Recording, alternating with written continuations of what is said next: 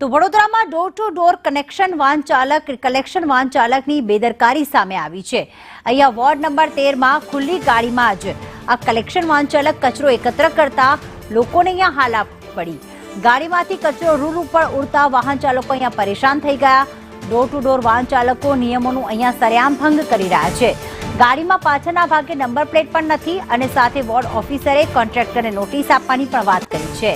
Solid waste વિભાગમાં અધિકારીને વાત કરવાની બાંહેધરી આપી છે। અહીંયા પાછળ નંબર પ્લેટ તો નથી, પરંતુ વાહન ચાલકનો પાછળનો દરવાજો પણ નથી। ખુલ્લી છે આ વાહન, જેના કારણે જે પણ કચરો ભર્યો હતો તે જાહેર રસ્તાઓ પર ઉડતા વાહન ચાલકો અહીંયા પરેશાન થઈ ગયા હતા। સ્થાનિકો પરેશાન થઈ ગયા હતા, જેના કારણે જે કોન્ટ્રાક્ટર છે તેને નોટિસ આપવાની વાત કરવામાં આવી છે।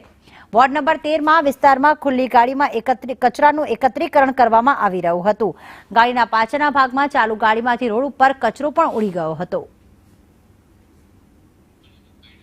તો કોર્પોરેશનના વોર્ડ ઓફિસરે પણ નિવેદન આપ્યું છે, જે ભીમાભાઈ વસાવા છે તેમણે કોન્ટ્રાક્ટરને નોટિસ આપવાની વાત કરી છે, કારણ કે એના જ કારણે લોકોને અહીંયા પરેશાનીનો સામનો કરવો પડી રહ્યો છે।